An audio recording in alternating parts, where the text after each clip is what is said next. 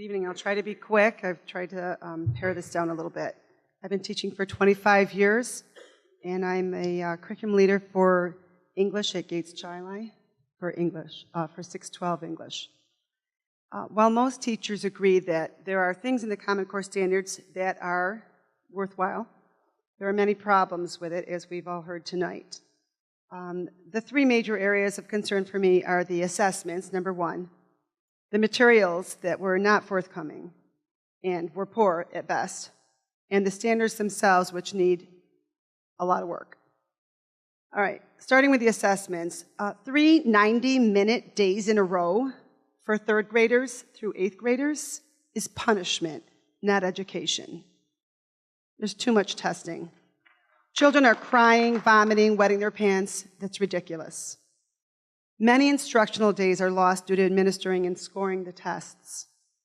The ELA this year is the first week in April. We'll still have 2.5 months of schooling left. So why am I being evaluated on something when I can only get through 3/4 of the information? The standards themselves tell us to have the students working at grade level by the end of the year, 2.5 months later. The assessments assume that the students have already learned the standards from the grade levels below.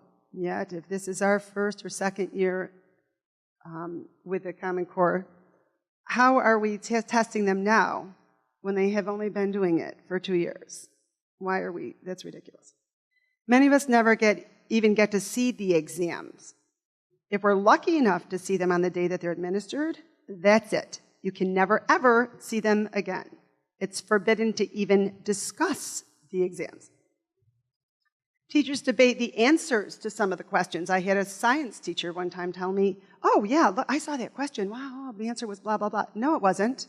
Sorry, yes, it looked like a science question, but being that you're a science teacher, you wouldn't have known that that was really an argumentative question, looking at argumentative writing, not at what it looked like to everybody else in the world, which was a science question. There's no accountability for poorly designed tests. Every year, each test has questions that have multiple correct answers and questions with no correct answers. Taxpayers are wasting $33 million on poorly written tests. Writing doesn't even matter, because if a student writes a metaphor on the test, it's considered off-task. The test last year called for students to use close reading strategy, which is when they reread parts of the test. They have to reread over and over and over and over again. They had no time to finish the test.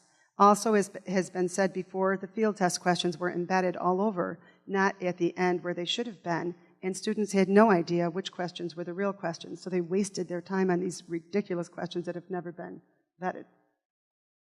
As for evaluating teachers on student test scores, that's also ridiculous.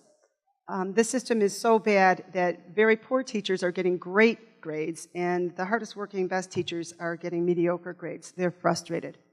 Why would you give a chemistry test to a teacher before they learned chemistry to see how well they do, and at the end of the year give them another similar test and say, wow, look how much chemistry you learned. Wow, what a great teacher.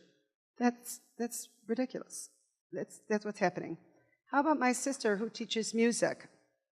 40% of her personal teacher evaluation is based on how the 5th graders score on the New York State ELA and math exams. She teaches music. Really? The biggest problem with the actual standards themselves is the disintegration of creativity. I had a good friend who was in charge of America's, a very huge corporation in Japan, an American corporation, and he told me that the biggest strength of Americans is their creativity. That is their strength in the world market, and that is what is being robbed with the Common Core. So that is, I'm trying to hurry it up as much as I could. Thank you for listening. Thanks, Maureen. Thanks, Maureen.